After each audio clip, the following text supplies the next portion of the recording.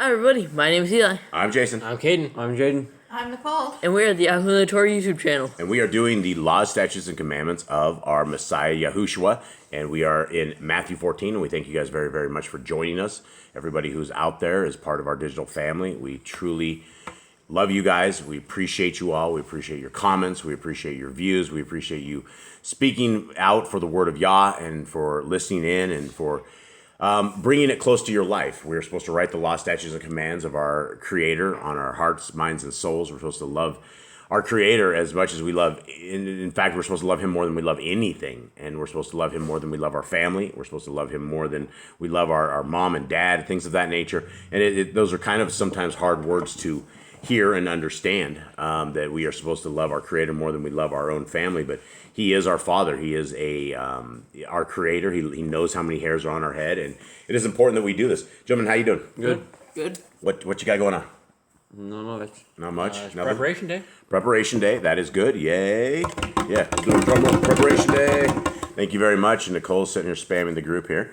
Looks like. Yeah, it is a preparation day, and what does that mean? Jade, Kate, Eli, anyone? That means that we are to prepare today. We are going to get everything ready. We're supposed to prepare for Shabbat so that we can rest easy, that we can, there's nothing worrying us, that we just get everything in order for tomorrow. Yeah, and what else? What else? What do you guys do on the day today? What do we do around the house? We get the animal coops cleaned out. We get the food cooked. We get the house basically cleaned up and get ready for Shabbat in that order.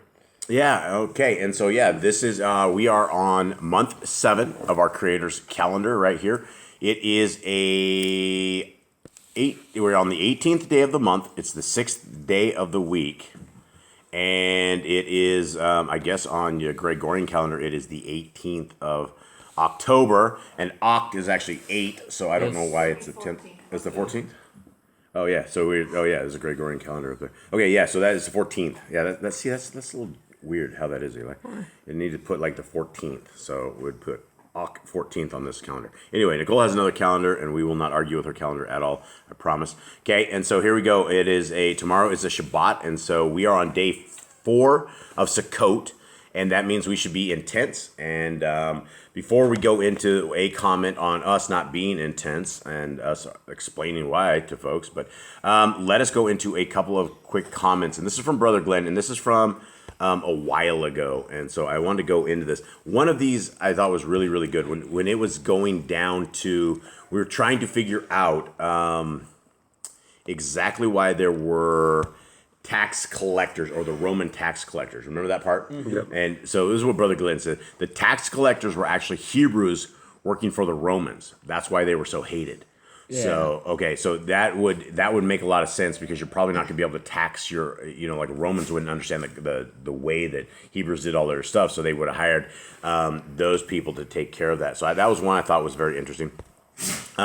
Also, he said, and these are from days ago, so we'll have to relate these to what it is. He says, we need to remember at the time Yisrael was in turmoil due to Roman occupation.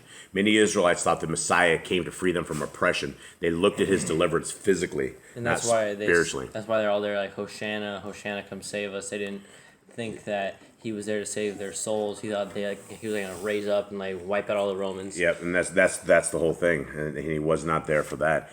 And then he goes into this next one. And he goes, Yahushua sends the disciples, whom he calls little ones, to gather the lost people of Israel in his name. The person who gives them to eat or drink will not lose his reward in the kingdom, because if you do it to a little one, you also do it to Yahushua. The ones that also serve his disciples are rewarded just as if they serve Yahushua. You guys remember that thing where we were questioning that? We couldn't figure that out? Yeah, he's like, if you do the least to this little one, you also do to me. Yeah, but it was a little different context than what we had. So, yeah, where they were going out and they were preaching and things of that sort. Right, and so this is the last one that I wanted to do, and this is, I don't know who this guy is, but Robert Carney, he goes, don't make an excuse using your dogs. Why can't your temporary house be the shelter? You're still observing the celebration spiritual. So these are the comments that, kind of dig home, but I mean, most people don't understand what it is like living in a pack, and you can't understand what it's like. And what people don't understand is we have 10 pit bulls, right? And so we have a system and a setup. When you have 10 pit bulls, you live within a pack. You live with pack rules.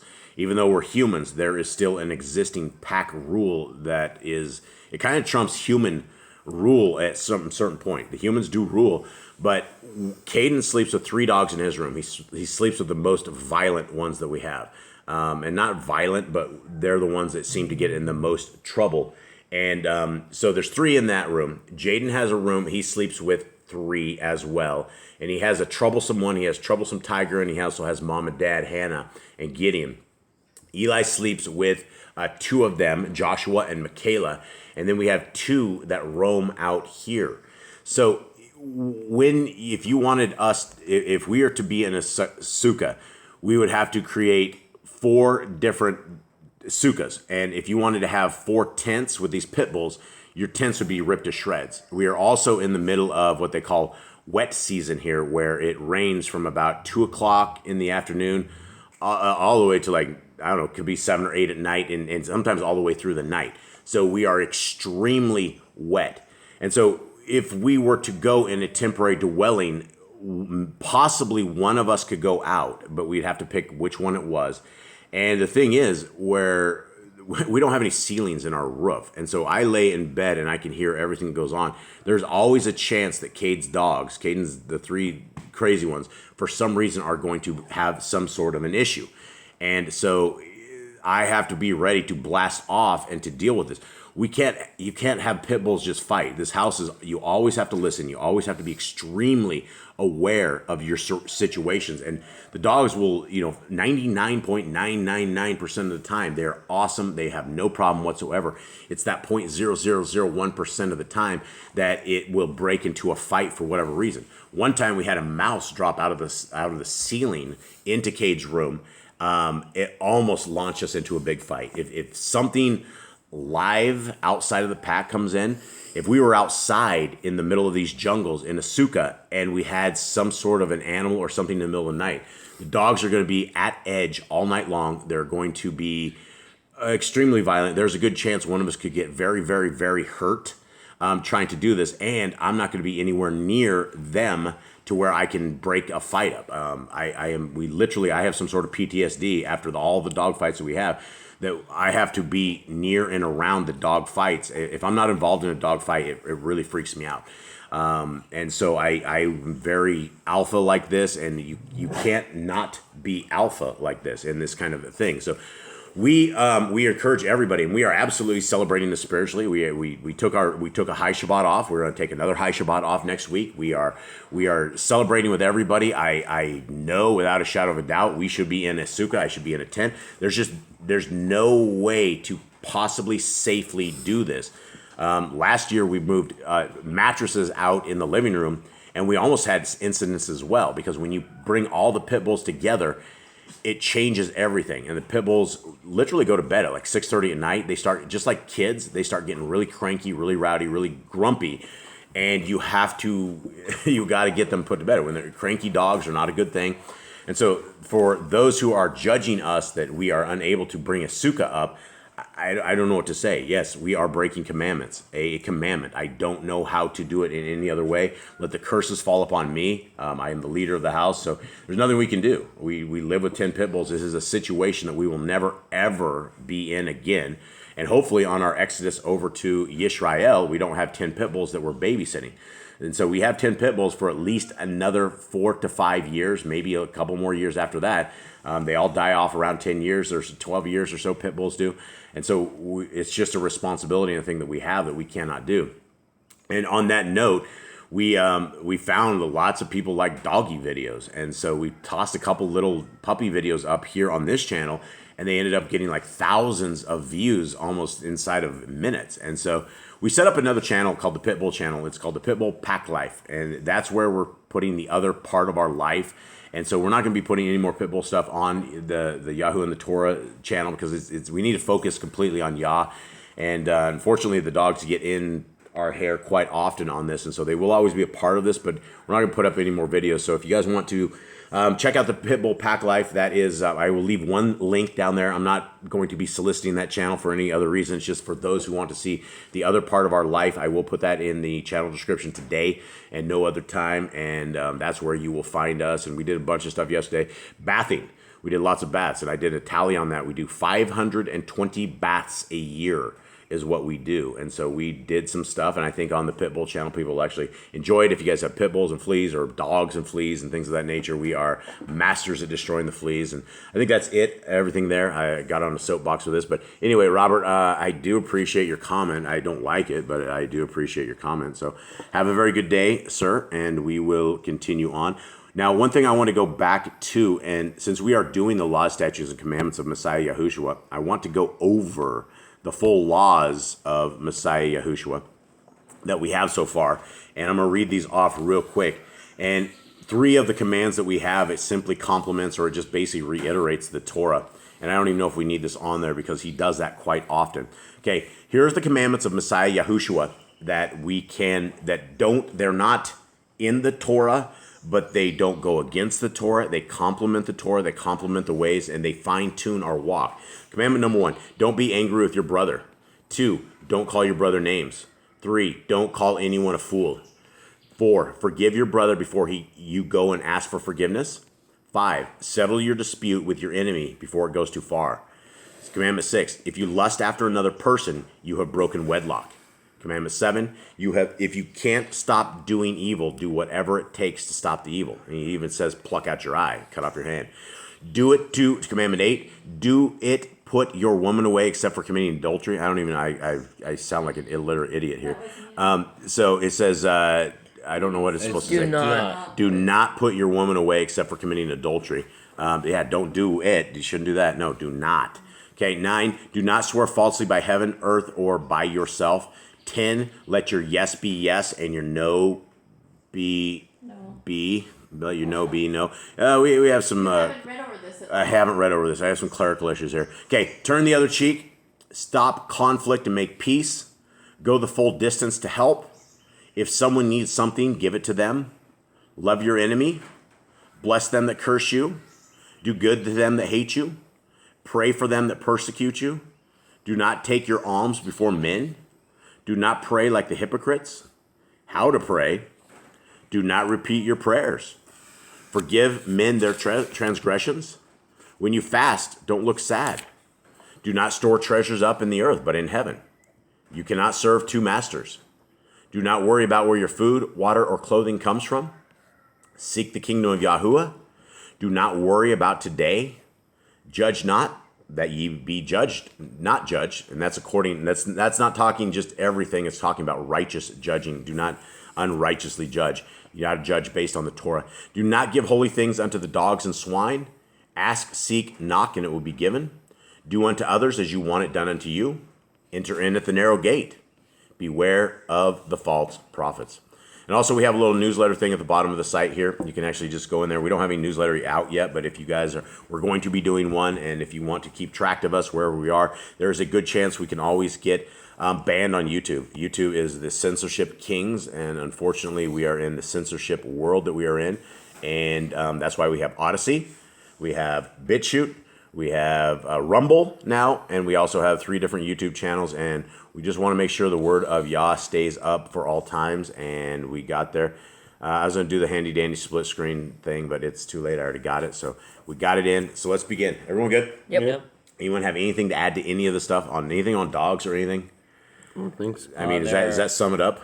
Yeah, they're just really hard to deal with at times, especially when they're all together at night. They have their own set routine, and if they step outside the routine, it makes them very uncomfortable. It makes them all very jittery, and all of them get a little nervous. They all get nervous, and they all start growling, and it can break out into a fight. When we brought all the mattresses, there was always, like, all night long, there was growling. There was issues trying for them to figure out to get used to it, even though it was only for like a week. Even though every time we tried to go to bed, they would always just almost fight. They're trying to get settled in. And we deal with dog fights all the time, and it is very scary. What's even more scary is dealing with a dog fight in the dark.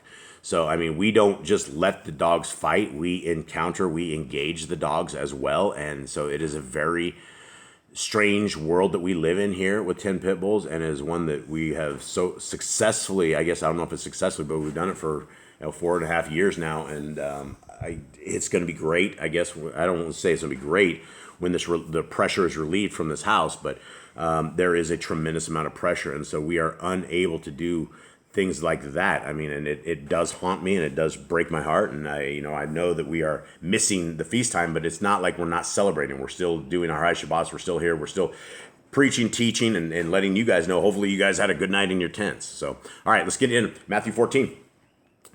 At that time, Herod the Tetrarch heard of the fame of Yahushua and said unto his servants, "This is Yochanan, the baptizer. He is risen from the dead, and therefore mighty works do show forth themselves in him."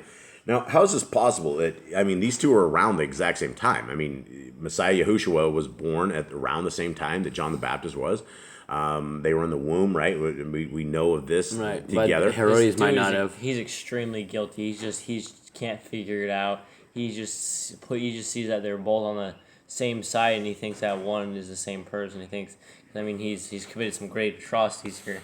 Well, it says in this one, this is that John the Baptist beheaded, but it's talking like he's already dead. Yeah, well, he is. We read down. We have flashback. Yeah. So, for Herod had laid hold on Yochanan and bound him and put him in prison for Herodias' sake, his brother Philip's woman. Who's Herodias? Herodias is Herod, the ruler, the district ruler. Herodias. So that's the wife of Herod. That's his brother. His brother Philip's wife. Philip's wife, Herodias, because why do they have such close names? Because it's Mr. and Mrs., right? Herod, so Herodias. Like I don't know what it is, but I think that's his wife. I think that's what they're saying. That's his brother's Philip. Because they put it in there, so we continue on. Yeah, for his brother Philip's woman, right? That was his brother's wife. Her name is Herodias, right? I think. Mm-hmm. Because of Herodias, his brother Philip's wife, or is Herod's brother's name Herodias? He took his brother's wife, I think. He did. And that's what John the Baptist said. He says, "This is unevil. This is unlawful for you to do." We'll keep reading. But who's Herodias? What do you guys? Do you guys all say Herodias? Yeah, mine has two different names. Mine has Herodis and then Herodias. Well, it's because the wife was upset that he's doing it. I was assuming it's all the woman, maybe in prison for Herodias' sake. His brother, and I mean, he wouldn't be his brother. I mean, his brother is dead. So it wouldn't be put in prison for his brother. His brother's dead. It was his wife who got all offended because he said she shouldn't marry the brother. Okay. Or the wife of the dead brother. For Yochanan said unto him, "It is not lawful for you to have her." And when he would have put him to death, he feared the multitude because they counted him as a prophet. But when Herod's birthday was kept, the daughter of Herodias, right, danced before him and pleased Herod, right? So that's her name. So somehow, whatever it is Herod a name, or is that a title? The daughter of Herodias. Who is the daughter? That's the girl that danced. It would be like king and queen, I think. Yeah, I don't think this is his real. I think his real name is Herod. Yeah, so whatever it is Herod's birthday was kept. The daughter of Herodias, because it's Herodias, right? So that's a chick, danced before him and pleased Herod. That's pretty sick. That's pretty weak. So you got the daughter of your. It's kind of a freak show. It's twisted, yeah. It is a freak show because the wife was trying to get something out of her husband, and so she basically threw her daughter up there. I mean, he kind of prostituted the daughter. This is his niece, right? Yeah, this would be his niece, and so that's not good. That's breaking laws. 7. Whereupon he promised with an oath to give her whatsoever she would ask. There you go. There's the power of the woman, right? So she had a seductive woman. She's all dancing around, and the guy's probably a little drinking up a little bit. And so all of a sudden, the woman knows how to make her man do what he wanted. And she, being before instructed of her mother, said, "Give me here Yochanan the baptizer's head in a charger." And the king was sorry. Nevertheless, for the oath's sake, and them which sat with him to eat, he commanded it to be given her. And he sent and beheaded Yochanan in the prison. And his head was brought in a charger and given to the damsel, and she brought it to her mother. That's pretty twisted, right? Yes. That is some pretty sick stuff. And his Talmudian came and took up the body and buried it and went and told Yahushua. When Yahushua heard of it, he departed thence by ship into a desert place apart. And when the people had heard thereof, They followed him on foot out of the cities. So this is an interesting thing, right? Because we know in the prior chapters that John the Baptist was who? He was his cousin. Oh, He was also Elijah. Yeah, that's the whole point. It's Elijah, right? Because we had Elijah take off. Elijah never had to die a physical death that we know of, right? So this is the first physical death of Elijah that he had to take. And imagine that, right? He's just sitting there in a prison cell. He doesn't know he's about to be executed. All of a sudden, they just come quick. And it would have been a quick thing, right? He would not have known days before that he was going to die unless Yah would have told him in a dream or something of the sort. So you would just be sitting there and all of a sudden you're there and lop off your head and away it goes. Okay, 14. And Yahushua went forth and saw a great multitude and was moved with compassion toward them, and he healed their sick. And when it was evening, his Talmudian came to him, saying, This is a desert place, and the time is now past. Send the multitude away, that they may go into the villages and buy themselves food. But Yahushua said unto them, They need not depart. Give ye them to eat. And they say unto him, We have here but 5 loaves and 2 fish. He said, Bring them hither to me. And he commanded the multitude to sit down on the grass, and took the 5 loaves and the 2 fish. And looking up to heaven, he blessed and broke and gave the loaves to his Talmudian, and the Talmudian to the multitude. And they did all eat, and were filled. And they took up the fragments that remained, 12 baskets full. Okay, how long do you think that would take to feed 5,000 people, to actually tear fish and bread into Hands are probably pieces? tired. You have 2 pieces of fish, and how small can you tear this? How small? His hands are going to smell a little fishy. Definitely a little fishy. Keeps multiplying fish. Yeah, and however he's multiplying the fish, he's still ripping the fish apart. I mean, he says he did it with his hands, right? Yeah. So he's not with a knife. He's not just cutting it up, but he's grabbing it. I guess you would have to have. He probably has some fingernails. He's able to rip these things apart and like be able to like rip a fish, cooked fish apart. Yeah, Did you say he did it with his hands? No, but I would assume if did he take out a knife? I don't know. I assumed he did it with his hands. No, it doesn't say When he that. broke the fish. Yeah, he broke it. You break it with a knife, I suppose. Yeah, I don't know. I don't know how exactly he did it, but I mean that's. The bread I can see. The fish, or his fingers are going to be a little sore. Hopefully he was able to, deal with this. Okay, 20. And they did all eat and were filled. And they took up the fragments that remained, 12 baskets full. And they that had eaten were about 5,000 men, besides women and children. So we're dealing with at least 8,000 people, I would imagine, right? So I mean, Right, if you had 5,000 men, you probably at least half of them brought their women, and at least maybe Some of them have children. some of them have kids, right? And so maybe more than that. Maybe there's 9,000. And straightway Yahushua constrained his Talmudian to get into a ship, and to go before him unto the other side, while he sent the multitudes away. And when he had sent the multitudes away, he went up into a mountain apart to pray. And when the evening was come, he was there alone. Okay, this is another, Trinity breaker, and that this is what the people of the Trinity think. They think that he goes off to pray to himself alone, instead of just, saying, hey, I'm right here, or something of the sort. He goes off to pray. Why would he go off alone to pray? Because he wants to talk to his father. Yeah. Being in a secret place. Yeah, being a place, an undisclosed place. He wasn't praying there in front of everyone. He just wanted to pray, and so he went off alone. Okay? But the ship was now in the midst of the sea, tossed with waves, for the wind was contrary. And in the 4th watch of the night, Yahushua sent unto them, walking on the sea. And when the Talmudians saw him walking on the sea, they were troubled, saying, It is a ruach! And they cried out for fear. But straightway Yahushua spoke unto them, saying, Be of good cheer, it is I. Be not afraid. At that point, their hearts kind of settled down a little bit, and they were just really trying to figure out what they were seeing. Confused, yeah, a little scared. And Kepha, Pitar, answered him and said, Adonai, if it be you, bid me come unto you on the water. And he said, Come. And when Kepha was come down out of the ship, he walked on the water to go to Yahushua. But when he saw the wind boisterous, he was afraid, and beginning to sink, he cried, saying, Adonai, save me.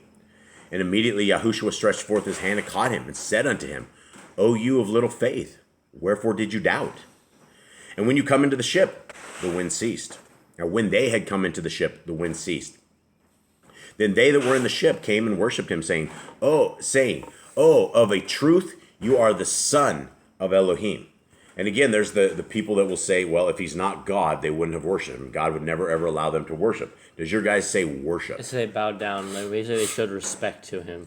Yeah, They showed bowed honor down to because him. they realized he was of higher power Obeisance. than they thought. Yeah, obeisance.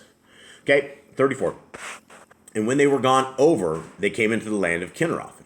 And when the men of that place had knowledge of him, they sent out into all the contrary round about, or country, excuse me, contrary. They sent out into all the country round about and brought him unto him all that were diseased, and besought him that they might only touch the seat of his garment, and as many as touched were made perfectly whole. Okay, so what do we have here? What do we have? Basically, we have another story that after John the Baptist died and they fed the people, we had Yahushua walking on water. A lot of people know that story. Even people that don't believe in the Bible know the story of Yahushua walking on water. And I think we could all walk on water if we had the faith as well. Absolutely. I believe that as well. All right, well, I guess that's it, gentlemen. It is time to get our preparation day under order for everybody out there keeping the preparation day. Much love to you. We will be live tomorrow, and hopefully it won't be another hurricane like we had last week. So we will be live tomorrow at 10 o'clock our time. I don't know what the rest of the world is. I think it's 11 o'clock Eastern time. The YouTube video will be showing that we'll be live, and it'll say what time it is for your time. Yeah, we'll get that scheduled up pretty soon so that everybody can do that. But we will be live, and we have a lot of fun on Shabbat. We are going to be going over Genesis 4, maybe 5 if the hurricane doesn't take us out, if we don't have another rainy day. And we're reading out of the Targums, and we're reading out the Hallelujah Scriptures. And I guess that's it. Thank you, everybody out there who listens in on this stuff. Much love to you. May be blessed. May Yahuwah bless you and keep you. May his light forever shine upon you. May his grace forever shine upon you. May his Torah forever embrace your life and bless your life and enhance you in everything that you guys do. Much love to you guys out there. We are out. Shalom.